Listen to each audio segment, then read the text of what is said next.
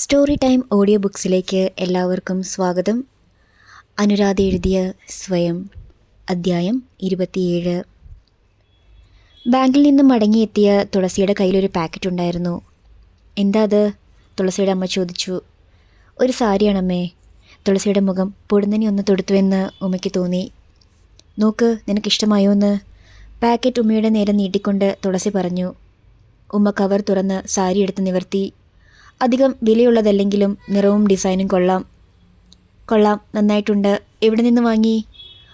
അമ്മ അടുത്തെങ്ങും ഉണ്ടോ എന്ന് ചുറ്റുപാടും കണ്ണോടിച്ച് സംശയം തീർത്ത ശേഷം പതിഞ്ഞ സ്വരത്തിൽ തുളസി പറഞ്ഞു. വലിയൊരു കഥയാണ്, അമ്മ അറിയണ്ട.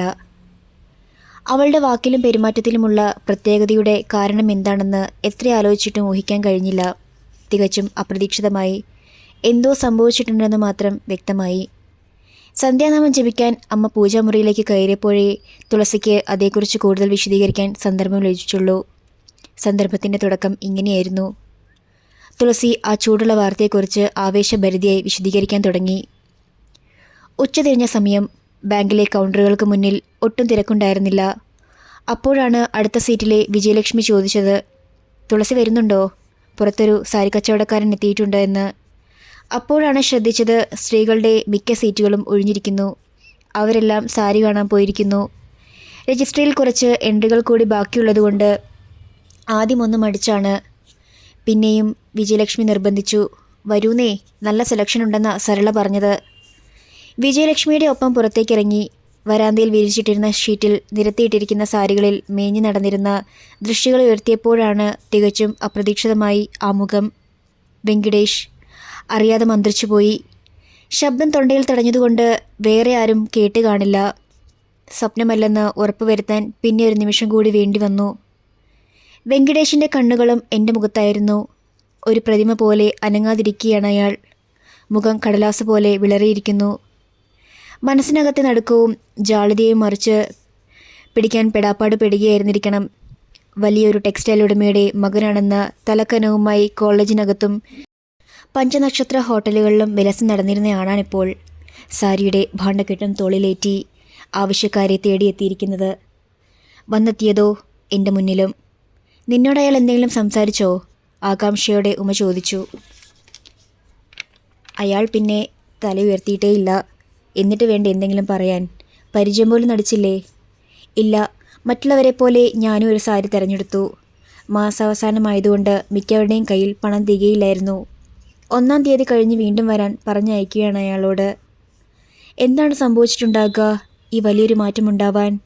ദൂരത്തിൻ്റെയും കുത്തഴിഞ്ഞ ജീവിതത്തിൻ്റെയും പാർശ്വഫലങ്ങൾ ഇതൊക്കെ തന്നെയാണല്ലോ. എങ്കിലും ഇത്ര ദയനീയമായി പതനത്തെക്കുറിച്ച് ഞാനും സ്വപ്നത്തിൽ പോലും വിചാരിച്ചിരുന്നില്ല. തൻ്റെ വരും കാലങ്ങൾ ഇങ്ങനെയായിരിക്കുമെന്നറിഞ്ഞിരുന്നെങ്കിൽ അയാൾ നിന്നെ അന്നങ്ങനെ പരിഹസിക്കുമായിരുന്നോ?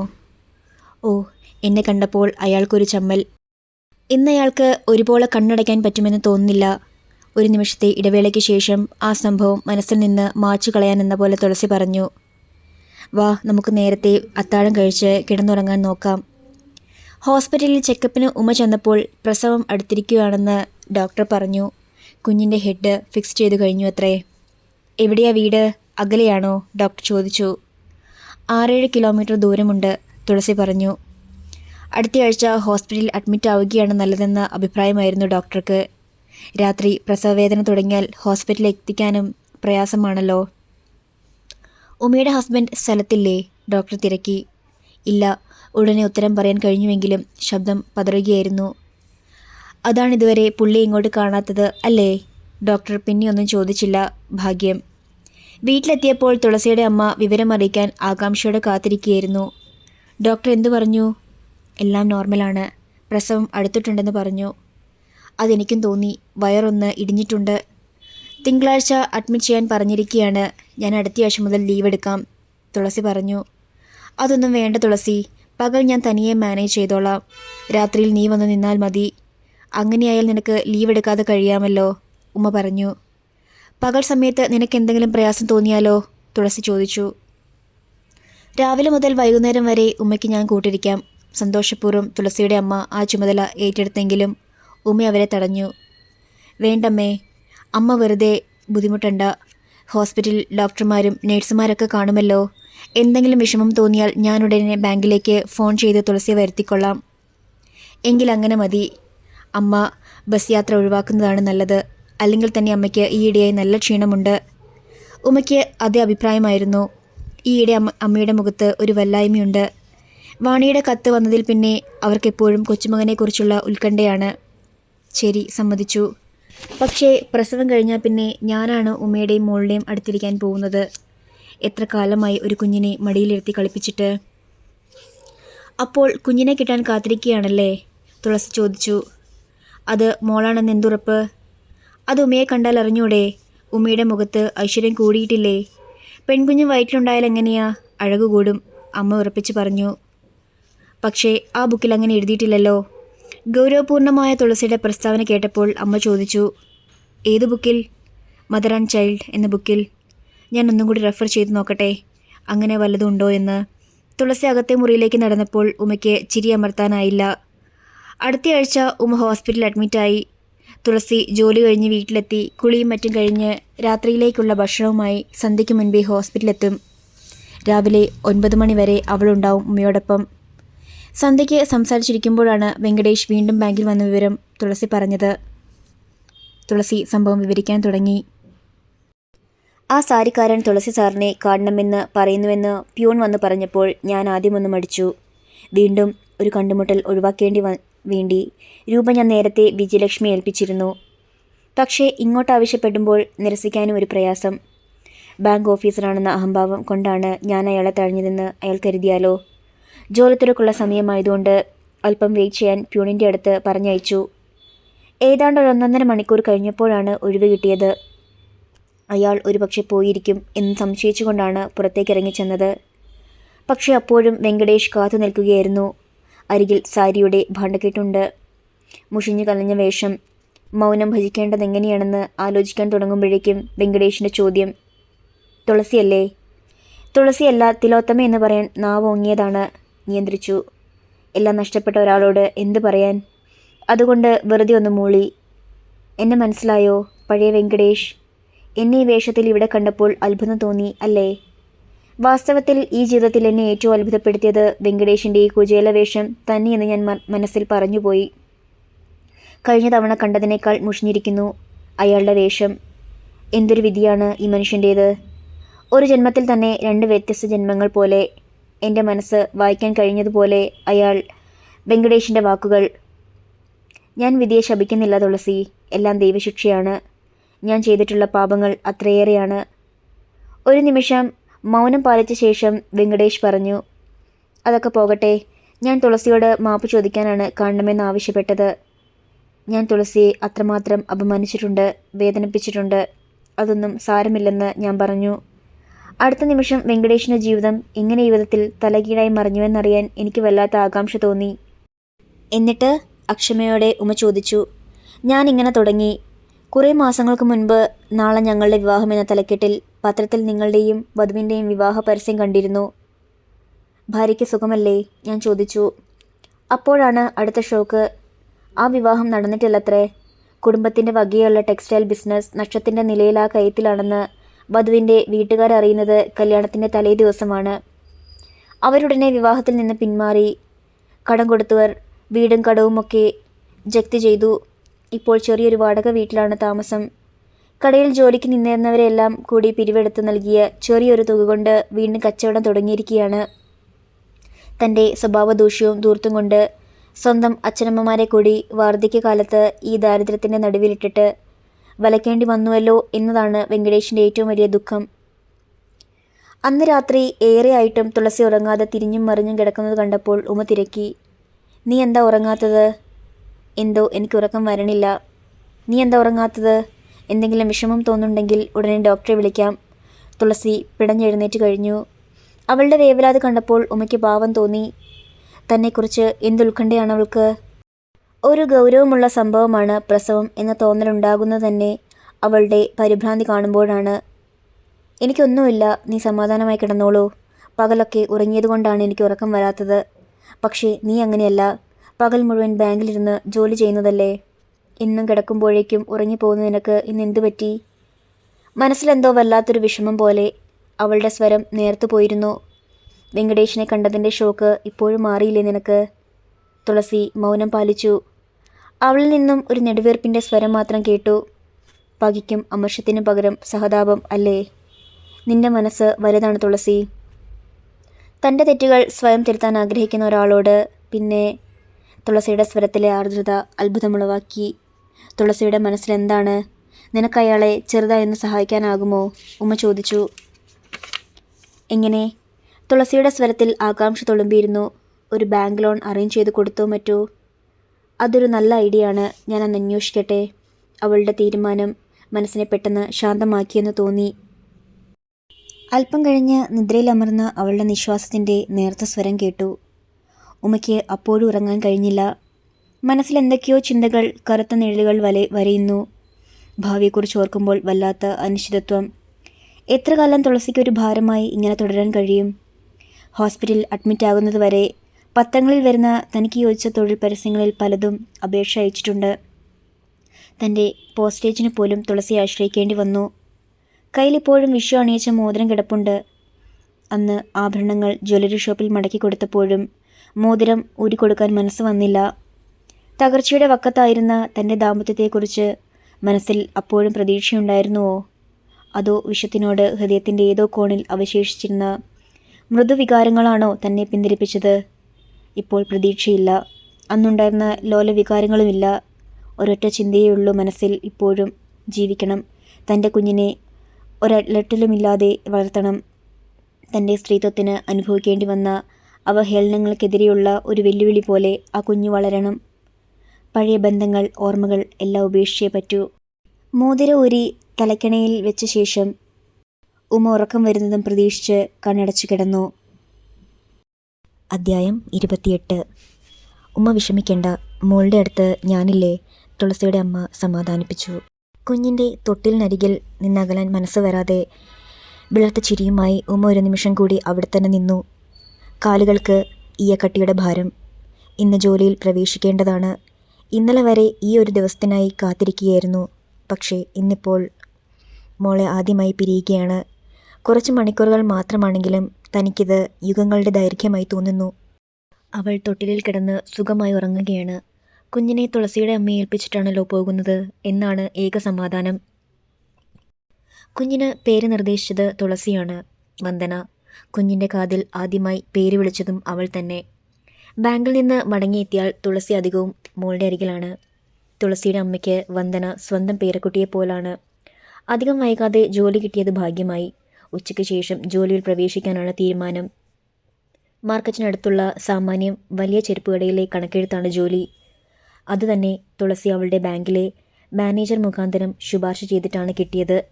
ആ ജോലി സ്വീകരിക്കുന്നതിൽ തുളസിക്ക് ഒട്ടും തൃപ്തിയില്ലായിരുന്നു. വേണ്ട ഉമ്മേ, നിനക്കിതിൽ നല്ല ജോലി എന്തെങ്കിലും കിട്ടും. അല്പം കൂടി ക്ഷമിക്കാം നമുക്ക്, തുളസി പറഞ്ഞു. സാരമില്ല തുളസി, ഇതെങ്കിലിത് വെറുതെ ഇരിക്കുന്നതിലും ഭേദമല്ലേ? വേറൊരു ജോലി കിട്ടിയാൽ ഇത് വേണ്ടെന്ന് വയ്ക്കാമല്ലോ. നിനക്കത്ര നിർബന്ധമാണെങ്കിൽ പിന്നെ ഞാൻ തടയുന്നില്ല. അവസാനം തുളസി അർദ്ധസമ്മതം മൂളി. ഉച്ചയ്ക്ക് തുളസി ഫുട്വെയർ ഷോപ്പിൽ വരാമെന്ന് പറഞ്ഞിരിക്കുകയാണ്. അപ്പോഴേക്കും അവിടെ എത്തണം. കുഞ്ഞിൻ്റെ തുടുത്ത കാലടികളിൽ ഒരു ഉമ്മ നൽകി ഉമ്മ മനസ്സില്ലാ മനസ്സോടെ ഇറങ്ങി.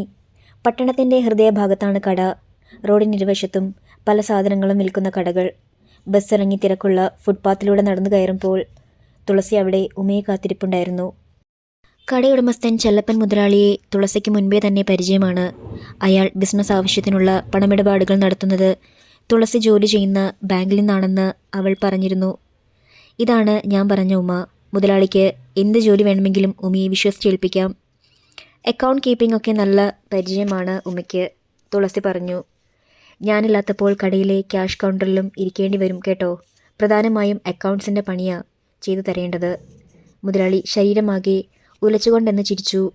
ഉമ്മ സമ്മതഭാവത്തിൽ തലയാട്ടി. രാവിലെ 9 കടയിലെത്തണം. കടയിൽ എപ്പോഴും തിരക്കാണ്. ചെരുപ്പുകൾക്കും ഷൂസുകൾക്കും തോൽപ്പെട്ടിയിലുമൊക്കെ നല്ല ചിലവ്. അവളനുസരിച്ച് പാദരക്ഷകൾ എടുത്തു കൊടുക്കാനും മറ്റും 2 പയ്യന്മാരെ നിർത്തിയിട്ടുണ്ട്. തുടർച്ചയായി അക്കൗണ്ട് കീപ്പിങ്ങിൻ്റെ ജോലികൾ കാണും. ദൈനംദിന കറസ്പോണ്ടൻസിൻ്റെ ചുമതല ഉമ്മയ്ക്കാണ്. മുതലാളി കടയിലില്ലാത്തപ്പോൾ ക്യാഷ് കൗണ്ടറിൽ ഇരിക്കുകയും വേണം. ജോലി എത്ര ശ്രമകരമായാലും സാരമില്ലെന്ന് തോന്നി. പക്ഷേ അലോസരപ്പെടുത്തിയതിന് മറ്റൊന്നാണ്. ഇരിക്കാനുള്ള കസേരയും മേശയും ക്യാഷ് കൗണ്ടറിന് തൊട്ടടുത്തായതുകൊണ്ട് ആ ശല്യത്തിൽ നിന്ന് ഒഴിവാകാനും കഴിഞ്ഞില്ല. ഹിംസ്രമൃഗത്തിൻ്റേതുപോലെ കലങ്ങി ചുവന്ന മുതലാളിയുടെ കണ്ണുകൾ തന്നെ ഇപ്പോഴും വേട്ടയാടുന്നതുപോലെ. ദിവസങ്ങൾ കടന്നു പോകുന്തോറും അയാളുടെ പെരുമാറ്റം കൂടുതൽ അരോചകമായി തോന്നാൻ തുടങ്ങി. ഉച്ചയൂണിന് പോകുന്നു എന്ന് പറഞ്ഞിറങ്ങി അല്പം മദ്യപിച്ച് കടയിൽ മടങ്ങിയെത്തുന്ന ദിവസങ്ങളിൽ പ്രത്യേകിച്ചും എന്തെങ്കിലും കൊച്ചു വർത്താനം പറഞ്ഞ് കൂടുതൽ അടുക്കാനുള്ള ശ്രമം. ഹോട്ടലിൽ കാപ്പി സൽക്കാരത്തിനുള്ള ക്ഷണം, ശമ്പള കൂടുതൽ നൽകാമെന്നുള്ള മോഹന വാഗ്ദാനങ്ങൾ.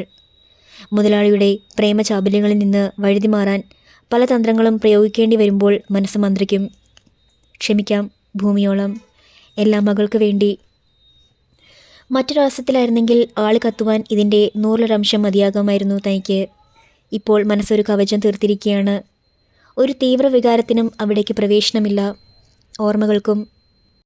മനസ്സിൽ ഒരേ ഒരു ലക്ഷ്യം മാത്രം, തൻ്റെയും മകളുടെയും ജീവിതം. മോളെ വളർത്തി വലുതാക്കുക മാത്രമാണ് ഇപ്പോഴത്തെ ഏക പ്രശ്നം. തുളസി ജോലിയെക്കുറിച്ച് അഭിപ്രായം ചോദിച്ചപ്പോൾ സന്തോഷം അഭിനയിച്ചുകൊണ്ട് പറഞ്ഞു, കൊള്ളാം, നല്ല ജോലി. നീ ആ കടയിൽ ജോലിക്ക് പോകുന്നത് എനിക്ക് തീരെ തൃപ്തിയായിട്ടില്ല. നിനക്കവിടെ എന്തെങ്കിലും പ്രശ്നമുണ്ടെങ്കിൽ. എന്ത് പ്രശ്നം? ഇല്ല, ഒന്നുമില്ല, സുഖം. തുളസി അത് വിശ്വസിച്ചു കാണണം. പാവം, അവളിൽ നിന്ന് സത്യം മറച്ചു പിടിക്കേണ്ടി വന്നതിൽ ദുഃഖം തോന്നി. ഏതായാലും അതിരുവിട്ട് പെരുമാറാൻ മുതലാളിക്ക് കഴിയില്ലെന്ന പൂർണ്ണ ധൈര്യമുണ്ടായിരുന്നു. കടയിലെത്തപ്പോഴും ആളുകളുണ്ടാവും. കൂടാതെ ജോലി നിർത്തിയിരുന്ന പയ്യന്മാരും കാണും. ആദ്യമൊക്കെ 5 മണിക്ക് ജോലി കഴിഞ്ഞിറങ്ങാൻ മുതലാളി അനുവദിക്കുമായിരുന്നു. അയാളുടെ ഇഷ്ടത്തിന് വഴങ്ങുന്നില്ലെന്നായപ്പോൾ കൂടുതൽ പരുഷമായി പെരുമാറാൻ തുടങ്ങി. ഈയിടെയായി 6 മണിക്ക് കടയിൽ നിന്നിറങ്ങാൻ കഴിയാറുള്ളൂ.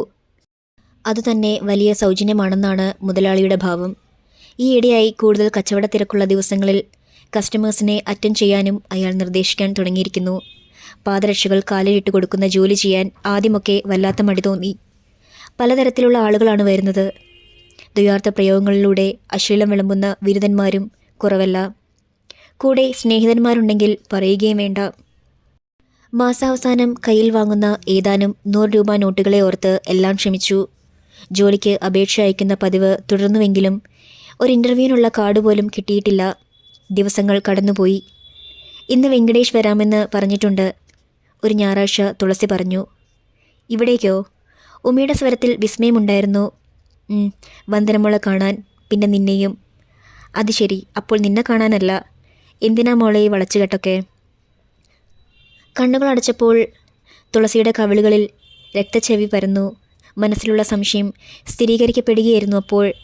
ഈയിടെ തുളസിയുടെ സംസാരത്തിൽ വെങ്കടേഷ് എന്ന പേര് പലപ്പോഴും കടന്നു വരുന്നത് ശ്രദ്ധിച്ചിട്ടുണ്ട്. അയാളിടയ്ക്ക് അവളെ കാണുവാൻ ബാങ്കിൽ ചെല്ലാറുണ്ടെന്നും അറിയാം.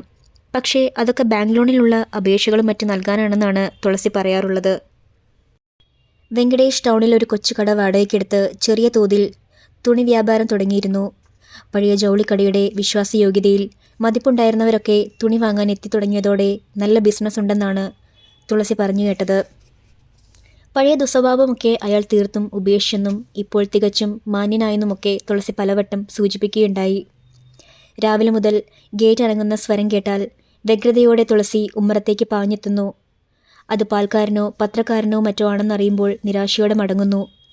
പലവട്ടം ഇതാവർത്തിക്കുന്നത് കണ്ടപ്പോൾ ഉമ്മ ചോദിച്ചു, രാവിലെ മുതൽ നിനക്കെന്താ ഒരു സമാധാനക്കുറവ്? വെങ്കടേഷ് വീടറിയാതെ. തുളസിയുടെ വാക്കുകളിൽ ആർദ്രത തുളുമ്പിയിരുന്നു. പെട്ടെന്ന് വീണ്ടും ഗേറ്റിൻ്റെ ഞരക്കം കേട്ടു. അത് വെങ്കടേഷ് തന്നെയായിരുന്നു. അയാളുടെ രൂപം അകലെ കണ്ടപ്പോൾ തുളസിയുടെ മുഖം ദീപ്തമാകുന്നത് ശ്രദ്ധിച്ചു. തുളസി അകത്തേക്ക് ക്ഷണിച്ചപ്പോൾ അയാൾ ആദ്യം അടിച്ചു. തുളസി അയാളുടെ രക്ഷിതാവും അയാൾ ആശ്രിതനുമാണെന്ന പോലെ ഭവ്യതയോടെയാണ് വെങ്കടേഷ് പെരുമാറിയത്. എങ്കിലും തുളസിയുടെ മുഖത്ത് പാറി വീഴുന്ന ആ കണ്ണുകളുടെ ആഴങ്ങളിൽ ഉത്കടമായ മറ്റൊരു വികാരം കൂടി ഒളിഞ്ഞിരിക്കുന്നുണ്ടെന്ന് മനസ്സിലാക്കാൻ പ്രയാസമില്ലായിരുന്നു. വെങ്കടേഷ് വന്ദനയ്ക്ക് കളിപ്പാട്ടങ്ങളുമായാണ് വന്നത്. മടങ്ങുന്നതുവരെ അവൾ അയാളുടെ കയ്യിൽ തന്നെയായിരുന്നു. വന്നു കയറിയപ്പോൾ ഉണ്ടായിരുന്ന സങ്കോചം തെല്ലൊന്നും മാറിയപ്പോൾ വെങ്കടേഷ് ചോദിച്ചു, എന്നെ ഓർമ്മയുണ്ട് ഉമ്മയ്ക്ക്? ഉവ്വ്, ഉമ്മ പറഞ്ഞു. വെങ്കടേഷിന് വന്ന മാറ്റത്തെക്കുറിച്ച് ചിന്തിക്കുകയായിരുന്നു. അപ്പോൾ ഏറ്റവും പുതിയ തരം ജീൻസും ടോപ്പും ഒക്കെ അണിഞ്ഞ് ചെത്തി നടന്നിരുന്ന വെങ്കടേഷിൻ്റെ ഇപ്പോഴത്തെ വേഷം വെറുമൊരു വെള്ള ധോത്തിയും ഷർട്ടുമാണ്. ലോകത്തോട് മുഴുവൻ തന്നെ പുച്ഛമാണെന്ന് വിളിച്ചോതിയിരുന്ന ആ കണ്ണുകളിൽ ഇപ്പോഴത്തെ സ്ഥായിമായ ഭാവം വിനയം മാത്രം. കണ്ണുകൾക്ക് ചുറ്റും കറുപ്പ് പടർന്നിരിക്കുന്നു. മെലിഞ്ഞിട്ടുണ്ട്. ആകെ അവശേഷിക്കുന്നത് കിളിരമുള്ള ശരീരപ്രകൃതം മാത്രം. അന്ന് കോളേജിൽ വെച്ച് ഒരുപാട് തെമ്മാടിത്തരങ്ങളൊക്കെ ഞാൻ നിങ്ങളോട് കാണിച്ചിട്ടുണ്ട്. അതിനൊക്കെ വിധി നല്ല ശിക്ഷയും തന്നുവെന്ന് വെച്ചോളൂ. കുറ്റബോധം എഴുന്നള്ളിക്കുന്ന സ്വരത്തിൽ വെങ്കടേഷ് പറഞ്ഞു. അതൊക്കെ ഇനി മറന്നേക്കൂ. ഉമ്മയ്ക്ക് ഇങ്ങനൊരു വിധി ഉണ്ടായത് എന്തുകൊണ്ടാണെന്നറിയാത്തത്. വെങ്കടേഷിൻ്റെ സ്വരം നേർത്തിരുന്നു. പഠിക്കുന്ന കാലം മുതൽ വിശ്വത്തിന് എനിക്കറിയാം. ആ വിഷയത്തെക്കുറിച്ച് കൂടുതൽ സംസാരിക്കാൻ ആഗ്രഹമില്ലാത്തതുകൊണ്ട് ഉമ്മ മൗനം പാലിച്ചതേയുള്ളൂ. ഉമ്മയുടെ മനസ്സറിയാൻ കഴിഞ്ഞതുപോലെ വെങ്കടേഷ് സംഭാഷണ വിഷയം പെട്ടെന്ന് മാറ്റി. എന്തോ എടുക്കുവാൻ ഉമ്മ അടുക്കളയിലേക്ക് ചെന്നപ്പോൾ തുളസിയുടെ അമ്മ താഴ്ന്ന സ്വരത്തിൽ ചോദിച്ചു. ആരാത്? നല്ല മര്യാദക്കാരൻ പയ്യൻ. ബാങ്കിലൊരു ക്ലയൻറ്റ്. അയാളും ഞങ്ങളുടെ കോളേജിലാണ് പഠിച്ചത്. അമ്മയ്ക്കൊരു സാരിയും കൂടി സമ്മാനിച്ചിട്ടാണ് വെങ്കടേഷ് മടങ്ങിയത്. അന്ന് 3 പേരും കൂടി വെടി പറഞ്ഞിരിക്കുമ്പോൾ വിഷയം വീണ്ടും വെങ്കടേഷിലെത്തി. അമ്മയ്ക്ക് അയാളെക്കുറിച്ച് എത്ര പുകഴ്ത്തിയിട്ടും മതിവരുന്നില്ലെന്ന് തോന്നി. അമ്മയുടെ സ്തുതിഗീതം കുറേ കേട്ട് കഴിഞ്ഞപ്പോൾ കുസൃതി കലർന്ന ചിരിയോടെ തുളസി ഉമ്മയുടെ ചെവിയിൽ മന്ത്രിച്ചു. സത്യം വെളിച്ചത്തായാൽ ഈ സർട്ടിഫിക്കറ്റൊക്കെ അമ്മ മടക്കിയെടുക്കും. എന്താ അവിടെ 2 പേരും കൂടി? അമ്മ ചോദിച്ചു. ഈ വെങ്കടേഷ് ആരാണെന്ന് അമ്മയ്ക്കറിയോ? എൻ്റെ കോളേജിൽ പഠിക്കുന്ന കാലത്ത് എന്നെ അറസ്റ്റ് ചെയ്യിച്ചത് ഇയാളാണ്. തുളസി വിശദീകരിച്ചു. ഇയാളോ? ഈ പഞ്ചപാവമോ? വെറുതെ. അമ്മ മൂക്കിന്മേൽ വിരൽ വെച്ചുപോയി. ഇയാൾ തന്നെ. ഈശ്വര, മനുഷ്യനെ എങ്ങനെയാ വിശ്വസിക്കുക? മര്യാദരാമനായ പോലെയല്ലേ ഇന്നിവിടെ വന്നത്? ഇതറിഞ്ഞിരുന്നെങ്കിൽ. അത് പണ്ടല്ലേ അമ്മേ, ഇപ്പോൾ ആളാകെ മാറി. തുളസി ഒരു ദൈവത്തെ പോലെയാണ് കണക്കാക്കുന്നത്. ഉമ്മ സമാധാനിപ്പിക്കാൻ ശ്രമിച്ചു. വെങ്കടേഷിൻ്റെ സംഭവബഹുലമായ ഭൂതകാലത്തെക്കുറിച്ച് തുളസി പറഞ്ഞു കേൾപ്പിച്ചപ്പോൾ പാവം, കഷ്ടം എന്നൊക്കെ അനുതാപത്തോടെ അമ്മ പറയുന്നത് കേട്ടു. 2 പേരും തനിച്ചായപ്പോൾ തുളസി ചോദിച്ചു. വെങ്കടേഷിനെക്കുറിച്ച് നിൻ്റെ അഭിപ്രായം എന്താണ്? ഞാൻ പറഞ്ഞത് ശരിയല്ലേ? അയാൾ അടിമുടി മാറിയിട്ടില്ലേ? തീർച്ചയായും. പക്ഷേ ഒരു കാര്യത്തിൽ മാത്രം മാറ്റമില്ല. ആ ഹൃദയത്തിൽ മുഴുവൻ നീയാണ്, പണ്ടും ഇപ്പോഴും. ഉമ്മ പറഞ്ഞു. അതല്ല ഞാൻ ചോദിച്ചത്. കപട ഗൗരവത്തോടെ തുളസി പറഞ്ഞു. വിട്ടുകൊടുക്കാൻ ഉമ്മയ്ക്കും ഭാവമില്ലായിരുന്നു. അടുത്ത അധ്യായം നാളെ.